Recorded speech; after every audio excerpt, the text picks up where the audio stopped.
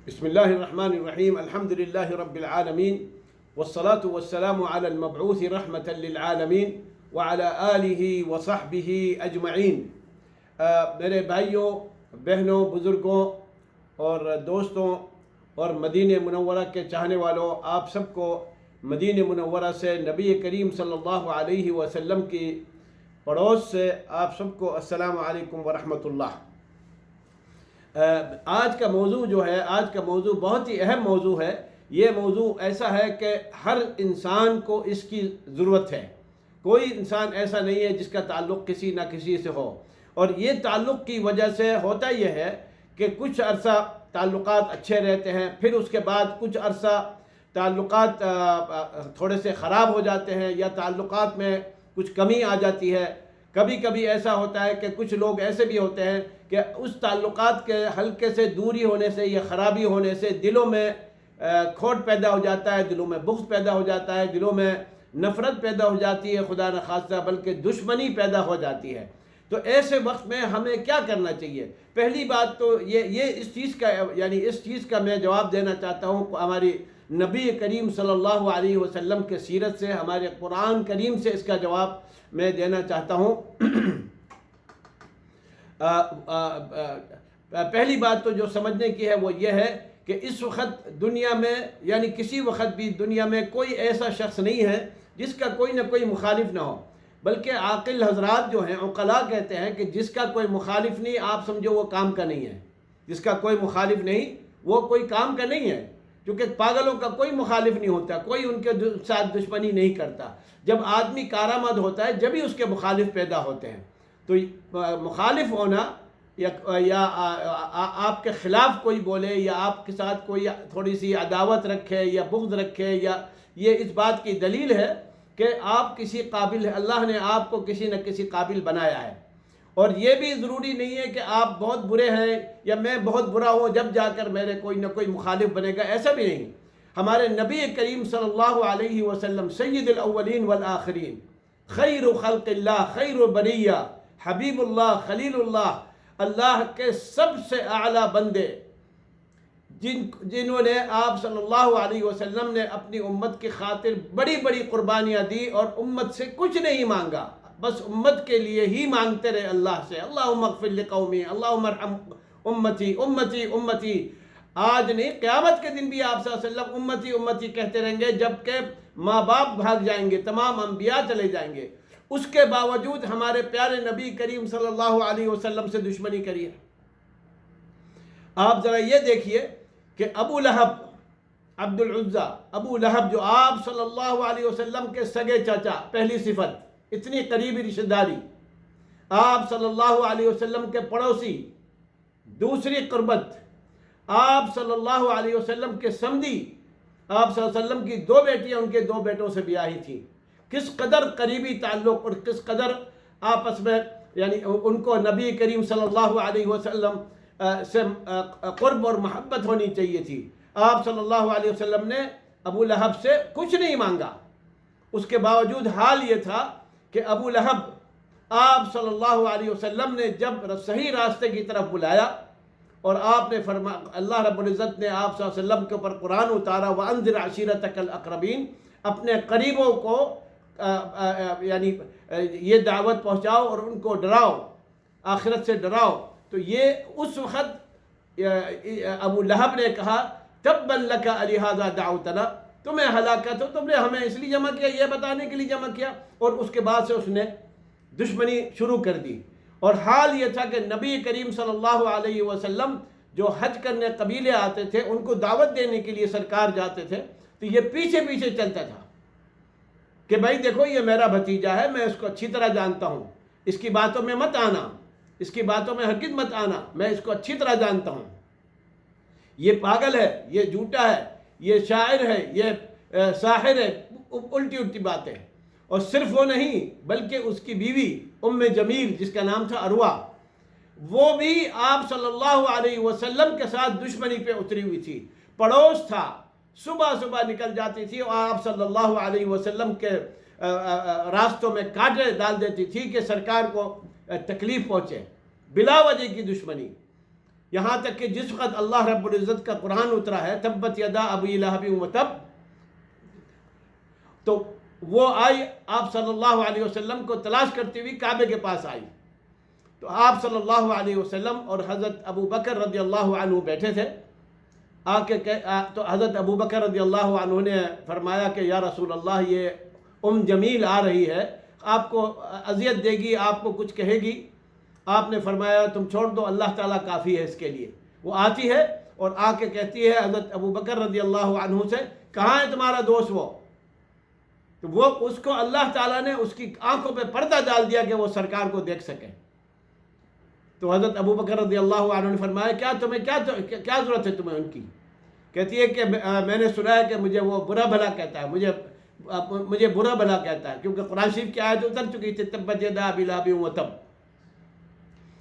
تو آپ اللہ رب العزت نے اس کے شر سے محفوظ کیا اور وہ چلی گئی۔ تو حضرت ابو بکر رضی اللہ عنہ نے آپ صلی اللہ علیہ وسلم سے پوچھا کہ یا رسول اللہ اس نے آپ کو نہیں دیکھا؟ انہوں نے کہا نہیں، اللہ نے اس کے آنکھوں میں پردہ ڈال دیا، مجھے فرشتہ بھیج دیا جو اس کو یعنی میں اس کو نہ دیکھ سکوں۔ تو میرے بھائیوں، میرے بزرگوں، میرے دوستوں، میری بہنوں، مسئلہ یہ ہے کہ انسان برا ہو یہ ضروری نہیں ہے کہ تب جا کے اس کے مخالفین پیدا ہو، بلکہ اچھا بھی ہو تب بھی مخالفین آ سکتے ہیں۔ اور یعنی یہ مخالفتیں جو ہیں دوست احباب میں بھی ہو سکتی ہیں، پڑوس میں بھی ہو سکتی ہیں، رشتہ داروں میں تو اللہ معاف کرے بہت ہی زیادہ کڈاچھانی ہو رہی ہے، ذرا سی باتوں پہ ایک دوسرے سے تعلقات خراب کرنا، پوری زندگی کے لیے تم میرے لیے مر گئے، میں تمہارے لیے مر گیا، انا للہ و انا الیہ راجعون۔ تھوڑے سے پیسوں کے لیے تمہارے بچے نے میرے بچے کو مار دیا، تم نے فلانے دن میرے بارے میں برا کہا، تم نے یوں کیا۔ اسی طرح سے آپس میں کولیگ لوگ، ان کا بھی یہی حال ہے۔ تو یہ مخالفتیں تو چلتی رہتی ہیں، لیکن مسئلہ یہ ہے کہ ان مخالفتوں کا کیا علاج کیا ہے؟ ہر آدمی کی تمنا ہوتی ہے کہ بھئی میرا کوئی مخالف نہ ہو، میرا کوئی دشمن نہ ہو، میرے ساتھ کوئی مخالفت نہ کرے، ہر آدمی کی تمنا ہوتی ہے۔ ہمارے قرآن نے ہم کو طریقہ سکھایا، ہمارے نبی کریم صلی اللہ علیہ وسلم نے ہمیں طریقہ سکھایا کہ کیا طریقہ ہونا چاہیے جس سے یہ دشمنیاں ختم ہو جائیں۔ اللہ رب العزت نے قرآن اتارا، قرآن میں فرمایا لا تستوی الحسنۃ ولا السیئۃ ادفع بالتي هي احسن فاذا الذي بينك وبينه عداوة كأنه ولي حميم وما يلقاها الا الذين صبروا وما يلقاها الا ذو حظ عظيم۔ اس کا ترجمہ میں ابھی آپ کو سناؤں گا، لیکن چند چیزیں ہیں جو یعنی آدمی کو کرنا ضروری ہے تاکہ اس کے تعلقات جو خراب ہوئے ہیں وہ صحیح ہو جائیں، دشمن دوست بن جائے، میرا وہ رشتہ دار جو مجھے کاٹا ہوا ہے وہ واپس دوبارہ میرے ساتھ تعلقات اچھا کر لے، میرا پڑوسی جو مجھ سے ناراض ہے وہ دوبارہ مجھ سے اچھا تعلق کر لے۔ تو کچھ نہ کچھ ایسی چیزیں یعنی کرنی بہت ضروری ہے۔ اس میں پہلا اسٹیپ جو ہے، یاد رکھیں، ذہن میں رکھیں، اور یہ بہت ہی اہم ہے، پہلا اسٹیپ جو ہے وہ یہ ہے کہ سب سے پہلے میں اپنے اندر دیکھوں، میں نے تو کوئی زیادتی نہیں کری ہوئی اپنے پڑوسی کے ساتھ، میرے سے کوئی غلطی تو نہیں ہو گئی ہے میرے رشتہ دار کے ساتھ، میرے سے تو کوئی زیادتی کسی کولیگ کے ساتھ تو نہیں ہوئی ہے۔ اگر ہوئی ہے میرے ساتھ کوئی زیادتی، یعنی کوئی میرا مالی معاملہ ہے، میں نے اللہ نہ کرے اس کا کوئی حق دبا لیا ہے غلطی سے، یا میرے منہ سے کوئی غلط بات نکل گئی تھی، یا کسی نے فتنہ کیا ہے اور اس کو کوئی غلط بات پہنچا دی ہے، تو سب سے پہلے تو اس کو دور کرنے کی کوشش کریں۔ دیکھیں ہمارے نبی کریم صلی اللہ علیہ وسلم کی حدیث مبارک ہے، یہ ذرا بہت اہتمام کے ساتھ سنیں کیونکہ اس کا تعلق قیامت کے دن حساب سے ہے۔ سرکار عالم صلی اللہ علیہ وسلم فرماتے ہیں من كانت له مظلمة لأخيه من كانت له مظلمة لأخيه من عرض او شيء فليتحلله، کہ اگر تمہارے میں سے کسی کے پاس کسی کا کوئی حق دبا ہوا ہے، کوئی ظلم ہوا ہے، اس کی عزت پہ یا اور کسی چیز پر، صرف مال پر نہیں، عزت پر گالی بک دی ہے، اس کو برا بھلا کہہ دیا، کوئی مشورہ کرنے آیا اس کو کہا چھوڑو یار وہ تو بس ایسے ہی ہے۔ ہمارے یہاں تو اللہ معاف کرے ہم لوگوں کی تو زبان پر چڑھا ہوا ہے، کسی نہ کسی کی برائی کرنا، چاہے مذاق میں صحیح، مذاق میں یا بغیر مذاق کے، یا کوئی اگر حال یہ ہو گیا ہے لوگوں کا کہ تھوڑی سی کسی وجہ سے بڑی بڑی دشمنیاں پیدا کر لیتے ہیں۔ من كانت له مظلمة لأخيه فلیتحلل منہ من كانت مظلمة لأخيه من عرض أو شيء فلیتحلله منہ اليوم قبل ان لا يكون دینار، آج کے دن اس سے صفائی کر لے، یا تو حق ادا کر دے، یا دیکھیے یا تو حق ادا کر دے یا اس سے معافی کروا لے۔ ایک بات میں ذرا بڑے اہم کہنا چاہتا ہوں، اکثر لوگ یہ سمجھتے ہیں کہ بھئی ہم نے فلانے ہم سے برائی ہو گئی ہے، عمرہ کرنے چلے جائیں، 100 عمرہ کر لیں گے نا، اور کسی کا 1 ریال، 1 ڈالر، 100 ڈالر، 100 ریال کسی کے کھائے ہوئے ہیں، وراثت کا حق کھایا ہوا ہے، اور کوئی حق کھایا ہوا ہے، تو یاد رکھنا 100 کیا 1000 عمرے بھی کر لو گے تو حق وہ حق ختم نہیں ہونے والا، وہ حق معاف نہیں ہونے والا۔ حقوق العباد ادا کرنے سے آئیں گے، پیسے کھائے ہیں پیسے دینے پڑیں گے، یا معاف کروا لو، گالی بکی ہے اس سے معافی کروا لو، اس کے اوپر کیچڑ اچھالا ہے اس سے معافی کروا لو۔ قبل ان لا یکون دینار ولا درہم، آج کرا لو۔ ہمارے سرکار فرماتے ہیں، ہمیں آپ صلی اللہ علیہ وسلم سے کس قدر محبت ہے، ان کی باتیں بھی تو مانیں نا، ان کے احکام بھی تو مانیں، ان کی توجیحات جو ہمیں وہ بتا رہے ہیں وہ بھی تو ماننا چاہیے۔ آج معاف کرا لیں، اس سے پہلے کہ وہ دن آ جائے جس میں نہ دینار ہوگا نہ درہم ہوگا، کوئی پیسہ ویسا نہیں، وہاں پہ دینے کے لیے بیلنس ہے ہی نہیں، ایک ہی بیلنس ہوگا، وہ اپنے اعمال کا ہوگا۔ اگر اعمال ہمارے پاس اچھے ہیں، ماشاءاللہ خوب عمرے کرے ہیں، بس اپنے عمروں میں سے چکا دو، حج میں سے چکا دو، نمازیں جتنی پڑھی ہیں، نفلیں جتنی پڑھی ہیں، سنتیں جتنی پڑھی ہیں، اس میں سے چکا دو۔ اور اگر اعمال ختم ہو گئے اور حقوق ختم نہیں ہوئے تو پھر کیا ہوگا؟ حساب ختم نہیں ہوا، پھر اللہ رب العزت اس کے برے اعمال لے کر اس پر ڈال دے گا جس کے اوپر وہ حق ہے۔ فَإِن لَمْ يَكُنْ لَهُ ذَلِكَ أُخِذَ مِنْ حَسَنَاتِهِ وَأُعْطِيَ لَهُ فَإِن لَمْ تَكُنْ لَهُ حَسَنَاتِهِ أُخِذَتْ مِنْ سَيِّئَاتِهِ وَوُضِعَتْ إِلَيْهِ ثُمَّ زُجَّ بِهِ فِي النَّارِ۔ تو پہلی بات تو یہ، پہلا اسٹیپ تو یہ ہے میرے بھائیوں اور بہنوں، کہ پہلے ہم اپنے آپ کو دیکھ لیں کہ ہم نے تو کوئی زیادتی تو نہیں کری ہوئی ہے، کوئی حق تو نہیں کھایا ہوا ہے، کوئی کسی نے ہماری طرف سے کوئی غلط اطلاع تو نہیں دے دی اس بیچارے کو کہ بھئی اس نے تیرے بارے میں یہ کہا۔ غیبت کرنے والے تو بہت ہے نا، فتنہ کرنے والے تو بہت ہے نا۔ تو اگر نہیں ہے، ہاں اب چونکہ اگر حق ادا کر دیں گے تو انشاءاللہ تعالی خود بخود تعلقات اچھے ہو جائیں گے، خود بخود محبت ہو جائے گی، خود بخود دشمنی ختم ہو جائے گی، چونکہ حق ادا کر دیا، اب دشمنی کی تو کوئی وجہ نہیں رہی۔ اچھا، اب اگر نہیں، ہم نے دیکھ لیا اپنے آپ کو کہ نہیں بھائی ہماری طرف سے کوئی زیادتی نہیں ہوئی ہے، ہم نے اس کا کوئی حق نہیں دبایا، کوئی مال نہیں کھایا، اس کا کوئی پیسہ نہیں دبایا، اب اس کے بعد پھر بھی وہ ہمارے سے بغض رکھتا ہے، پھر بھی ہمارے سے دشمنی رکھتا ہے، پھر بھی ہماری طرف سے اس کے دل میں کھوٹ ہے، تو اس کے بعد ہمارے نبی کریم دو طریقے ہیں، ہاں یہ ذرا دیکھ لیجئے، دیکھیے 2 طریقے ہیں۔ ایک تو وہ طریقہ ہے جو لوگوں میں عام رائج ہے، اور ایک وہ طریقہ ہے جو گنبد خضرا والا، جو نبی کریم صلی اللہ علیہ وسلم نے ہم کو سکھایا ہے۔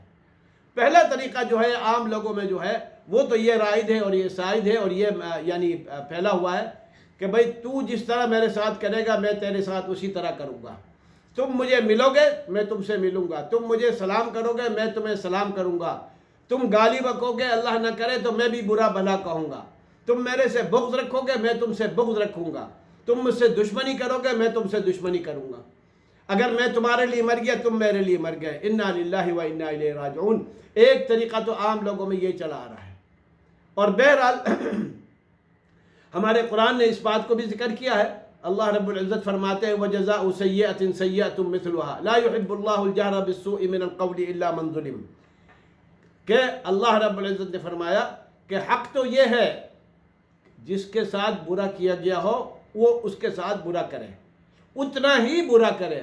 وَجَزَاءُ سَيِّئَةٍ سَيِّئَةٌ مِثْلُهَا، مثلها یعنی اس جیسا، اس نے اگر 10 روپے کا نقصان کیا ہے تو اس کے بدلے میں 10 روپے کا نقصان، یہ نہیں کہ اگر اس نے 10 روپے کا 10 ریال کا نقصان کیا ہے میرا تو میں نعوذ باللہ اس کو برا بھلا کہتا رہوں، گالیاں بکتا رہوں، اس کی تمام دنیا میں اس کی برائیاں پھیلاتا رہوں، یہ نہیں، بلکہ اس کی برابری کے ساتھ۔ لیکن مصیبت یہی ہے کہ بعض لوگ اپنی جتنی مخالفت ہوتی ہے اس سے بڑھ چڑھ کر، خوب بڑھ چڑھ کے دشمنیاں شروع کر دیتے ہیں۔ ارے بھائی میرا کیا کھایا، فلانے کا بھی کھایا، اس نے اس کے ساتھ بھی ایسا کیا، اس نے یوں کیا، اس نے یوں کیا.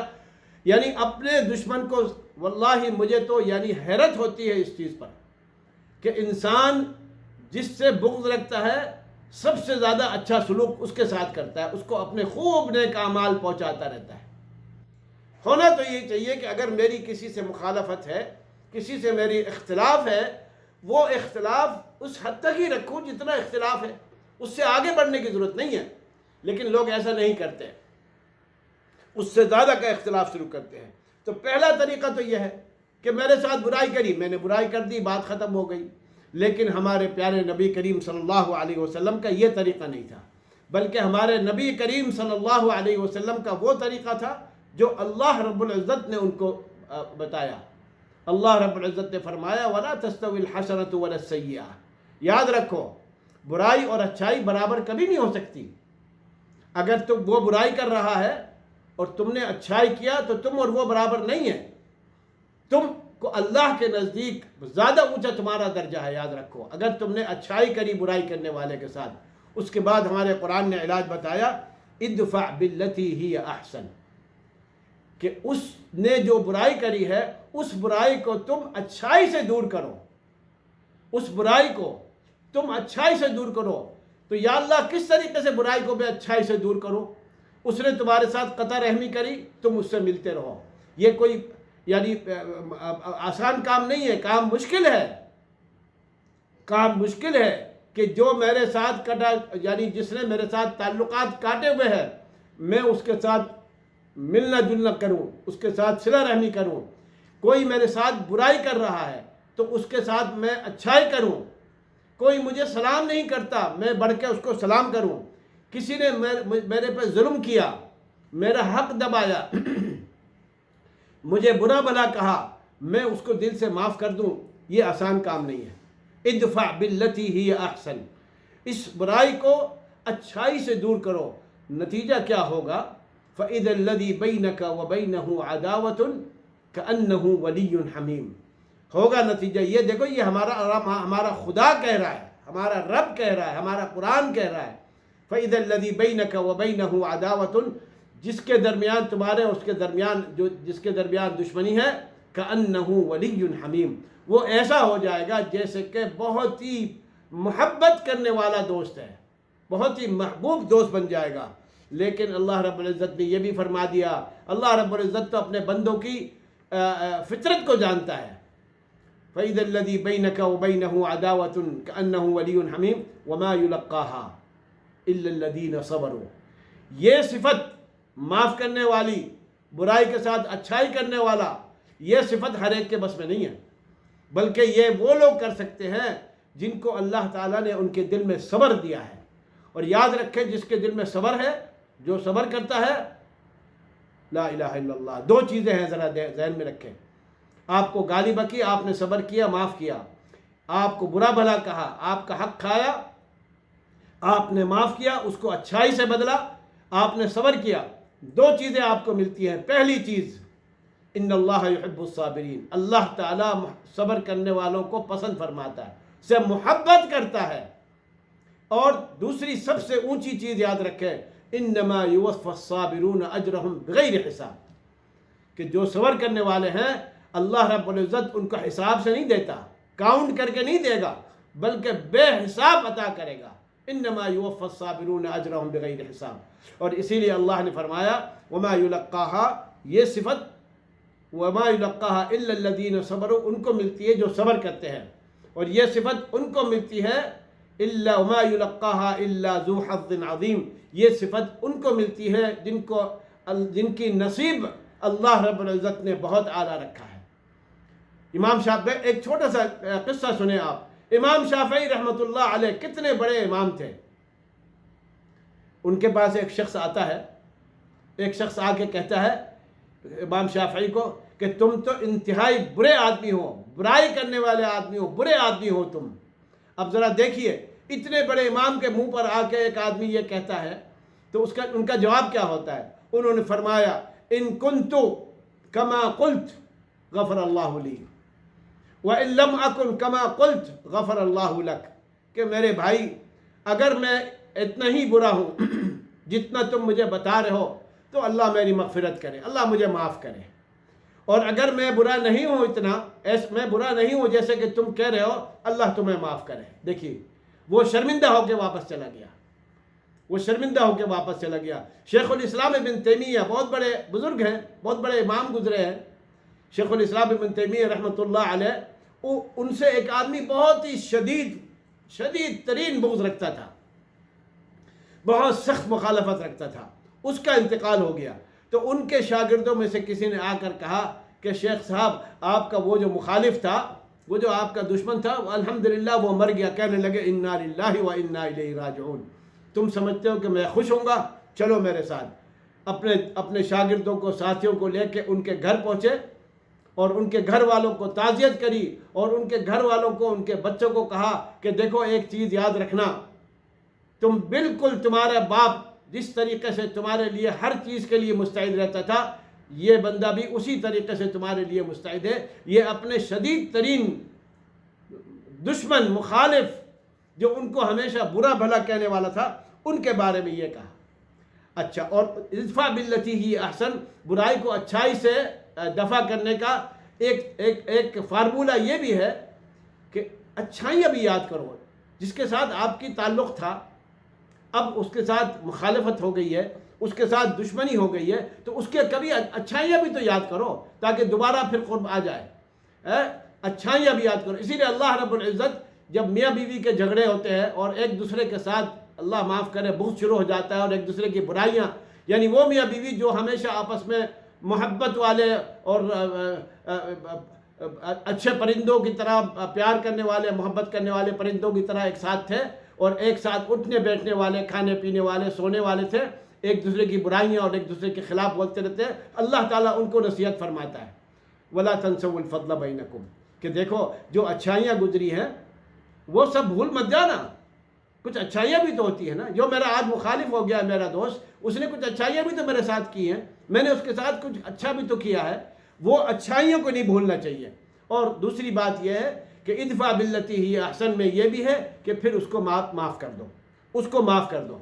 اچھا، بعض ایسے ہوتے ہیں کہ کوئی فائدہ نہیں ہوتا اس چیز سے، نہ تو اس کے ساتھ اچھائی سلوک کرنے میں، نہ اس کو معاف کرنے میں، تو پھر اللہ رب العزت نے ہمیں تیسرا جو فارمولہ ہمارے پیارے نبی کریم صلی اللہ علیہ وسلم کو بتایا، وہی فارمولہ ہمارے لیے ہے۔ اللہ رب العزت فرماتے ہیں وَلَقَدْ نَعْلَمُ، اللہ اکبر، ہمارے نبی کریم صلی اللہ علیہ وسلم جو امت کے لیے، مشرکین مکہ کے لیے صرف بھلائی اور صرف بھلائی لے کر آئے، ظلمات سے نکال کر نور میں لانے کے لیے لائے، جہنم سے نکال کر جنت میں ڈالنے کے لیے لائے، پتھروں کی پوجا سے نکال کر اللہ کی عبادت، خالق کی عبادت کی طرف بلانے کے لیے آئے، ان کو تکلیفیں پہنچتی تھی۔ اللہ رب العزت فرماتے ہیں وَلَقَدْ نَعْلَمُ أَنَّكَ يَضِيقُ صَدْرُكَ بِمَا يَقُولُونَ، کہ ہم جانتے ہیں کہ آپ کا سینہ تنگ ہو جاتا ہے جو اتنی بری باتیں آپ کے بارے میں کہتے ہیں۔ اللہ رب العزت نے علاج کیا بتایا؟ فَسَبِّحْ بِحَمْدِ رَبِّكَ وَكُن مِّنَ السَّاجِدِينَ، کہ اگر آپ ایسی کوئی بات سنیں جو آپ کو تکلیف دہ ہو تو اللہ کی تسبیح، اللہ کی حمد بیان کیا کرو، وَكُن مِّنَ السَّاجِدِينَ، اور سجدہ کرنے والوں میں آپ بن جائیں۔ واللہ، میں قسم کھا کے کہتا ہوں، اگر آپ کو کوئی برا کہتا ہے اور کوئی گالی بکتا ہے، اگر آپ کہہ دیں سبحان اللہ، الحمدللہ، آپ کا جوڑ بیٹھ جائے گا خالق کے ساتھ، آپ کا جوڑ بیٹھ جائے گا خالق کے ساتھ، کیونکہ خالق نے آپ کو حکم دیا ہے فاعف عنہم، کہ آپ ان کو معاف کریں، اور اس کے بعد ان سے تھوڑا سا دوری اختیار کریں۔ اللہ رب العزت نے نبی کریم صلی اللہ علیہ وسلم کو قرآن کے اندر کئی مرتبہ، میں غالباً 7 یا 8 یا 10 مرتبہ سے زیادہ آپ صلی اللہ علیہ وسلم کو ارشاد فرمایا ہے فَأَعْرِضْ عَنْهُمْ وَتَوَكَّلْ عَلَى اللَّهِ فَأَعْرِضْ عَنْهُمْ وَانْتَظِرْ إِنَّهُمْ مُنْتَظِرُونَ وَأَعْرِضْ عَنِ الْجَاهِلِينَ وَأَعْرِضْ عَنِ الْمُشْرِكِينَ، مشرکین سے آپ منہ پھیر لیں، جاہلوں سے منہ پھیر لیں۔ اعرض عنہم، ایک علاج یہ بھی ہے کہ اگر دشمنی بڑھتی جا رہی ہے، کم نہیں ہو رہی ہے، تو پھر اس کے بعد یہ بھی ایک علاج ہے کہ تھوڑی دوری اختیار کر لیں۔ ہو سکتا ہے اس دوری کے اختیار کرنے سے جو وقت گزرتا ہے اس میں علاج ہو جاتا ہے، تو یہ بھی ایک علاج ہے۔ اور یاد رکھیں کہ زندگی جو ہے واللہ بہت مختصر ہے، اس زندگی کو اس میں خرچ نہ کریں کہ وہ ایسا ہے، اس نے یہ کیا، اس کی طرف سے بغض میرے دل میں۔ یاد رکھیں کہ اپنے دل میں بغض رکھنے سے، اپنے دل میں بغض رکھنے سے پہلے تکلیف آپ کو خود پہنچے گی، اس کو بعد میں پہنچے گی۔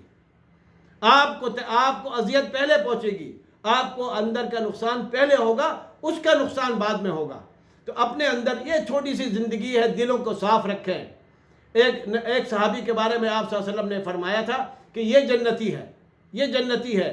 تو ایک دوسرے صحابی نے 3 راتیں اس کے بعد گزاری کہ دیکھے کون سا خاص عمل کرتا ہے، دیکھا تو کوئی خاص عمل نہیں، جس طرح سب نمازیں پڑھتے ہیں، جس طرح تہجد پڑھ لی، جس طرح یعنی عام عمل تھا۔ تو آخر میں انہوں نے کہا کہ بھائی فلانے، یقین کریں میں کوئی محتاج نہیں تھا، لیکن میں چاہتا تھا دیکھوں آپ کون سا ایسا عمل کر رہے ہیں جس کی وجہ سے اللہ نے آپ کو یہ مرتبہ عطا فرمایا۔ انہوں نے کہا کوئی عمل نہیں کر رہا، لیکن میں رات کو جب سوتا ہوں میرے دل میں کسی کی طرف سے بغض، کینہ، کسی کی طرف سے عداوت، کسی کی طرف سے کوئی گند میرے دل میں نہیں ہوتا ہے۔ بس یہ میرا ایک عمل ہے۔ آخر میں یہ کہنا چاہتا ہوں کہ لوگوں کے جو معاملات ہیں مختصراً 4 قسم کے معاملات ہیں، جو یعنی سلوک، ایک دوسرے کے ساتھ سلوک ہے۔ پہلا سلوک تو جو میں نے بتایا وہ جزاء سیئۃ مثلها، معاملہ بالمثل، کہ تم جیسا کرو گے میں ویسا کروں گا۔ ایک سلوک تو لوگوں کا آپس میں یہ ہے۔ دوسرا سلوک یہ ہے ان تعامل الناس کما تحب ان یعاملوک، کہ آپ دوسرے کے ساتھ وہ والا سلوک کرو جو آپ چاہتے ہو کہ وہ آپ کے ساتھ ویسا ہی سلوک کرے۔ آپ کیا چاہتے ہو کہ لوگ آپ کے ساتھ کریں؟ آپ کو دعوت دیں، آپ کو سلام کریں، آپ کو ویلکم کہیں، آپ کو ہمیشہ آپ کا احترام کرے، تو آپ بھی دوسرے کے ساتھ ایسا ہی کیجیے۔ پہلا والا برابری کا ہے، برائی کا ہے، یہ فضل کا ہے، یعنی یہ زائد کا ہے کہ وہ آپ کے ساتھ اچھا سلوک کرے۔ تیسرا طریقہ یہ ہے ان تعامل الناس کما تحب ان یعاملک اللہ، لوگوں کے ساتھ وہ سلوک کرے جیسا کہ آپ چاہتے ہیں کہ اللہ آپ کے ساتھ کیسا سلوک کرے۔ آپ کیا چاہتے ہیں اللہ آپ کے ساتھ کیسا سلوک کرے؟ آپ چاہتے ہیں کہ میرا رب میرے ساتھ یہ سلوک کرے، مجھے خوب انعام سے نوازے، میں غلطی کروں تو اللہ مجھے معاف کر دے۔ یہی چاہتے ہیں نا آپ لوگوں کے ساتھ یہ والا سلوک کریں کہ آپ ان کے ساتھ اچھائی کریں، اگر آپ کے ساتھ وہ برائی کریں آپ ان کو معاف کر دیں۔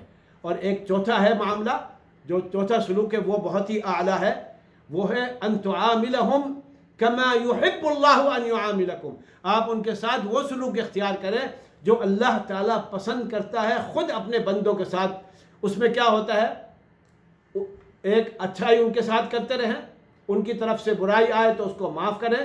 صرف یہ نہیں، یہ تیسرا سب سے اونچا مرتبہ ہے جو اللہ رب العزت کا صفات میں سے ہے کہ یبدل اللہ سیئاتہم حسنات، کہ اللہ تعالیٰ جب معاف کرتا ہے تو اللہ تعالیٰ برائیوں کو اچھائی میں بدل دیتا ہے۔ یہ بڑا اونچا مرتبہ ہے، اور ہمیں جو ہے اپنے دلوں کو صاف کر دیں۔ بہت کم زندگی ہے، ہمارے نبی کریم صلی اللہ علیہ وسلم نے اپنی امت سے کچھ نہیں مانگا، مکے والوں سے کچھ نہیں مانگا، 13 سال تک صرف ان کو دعوت دیتے رہے، ان کے ساتھ اچھائی کرتے رہے، وہ برائی کرتے رہے۔ اس کے باوجود فتح مکہ میں سرکار نے ان کو فرمایا اب بتاؤ میں تمہارے ساتھ کیا کرنے والا ہوں۔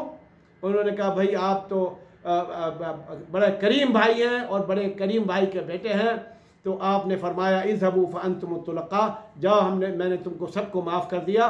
بلکہ آپ صلی اللہ علیہ وسلم اللہم اغفر لامتی، اللہم ارحم امتی، یا اللہ تو میری امت پہ رحم فرما، یا اللہ تو میری امت کی مغفرت فرما۔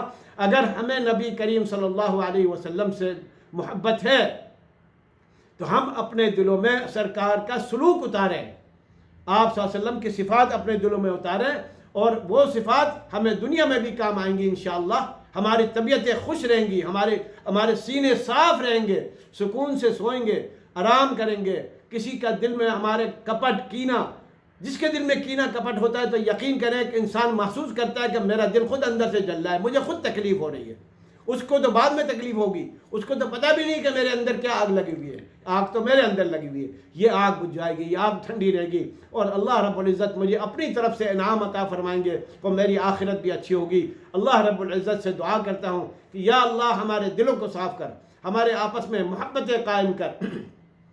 یا اللہ اس مدینہ منورہ سے دعا کر رہا ہوں، نبی کریم صلی اللہ علیہ وسلم کی مسجد کے پڑوں سے دعا کر رہا ہوں، یا اللہ تو ہمیں نبی کریم صلی اللہ علیہ وسلم کے اخلاق عطا فرما، یا اللہ ان کے سلوک ہمارے اندر عطا فرما، یا اللہ جو اچھی صفاتیں ہمارے نبی کریم صلی اللہ علیہ وسلم نے ہم کو سکھائی ہے، ہم کو ان کے اوپر چلنے کی توفیق عطا فرما، اور یا اللہ تو اس مدینے کی برکت سے یا اللہ ہم سب کی مغفرت فرما دے، اور یا اللہ تو ہم ان سننے والوں کو اور جنہوں نے مدینے سے دعا رکھنے کی تمنا کری ہے، یا اللہ ہم سب کو تو نبی کریم صلی اللہ علیہ وسلم کے ہاتھ مبارک سے حوض کوثر سے پانی پلا، اور نبی کریم صلی اللہ علیہ وسلم کا یا اللہ تو نے جس طریقے سے مجھے پڑوس عطا فرمایا ہے، یا اللہ تو ہم سب کو بھی نبی کریم صلی اللہ علیہ وسلم کا پڑوس جنت میں عطا فرما۔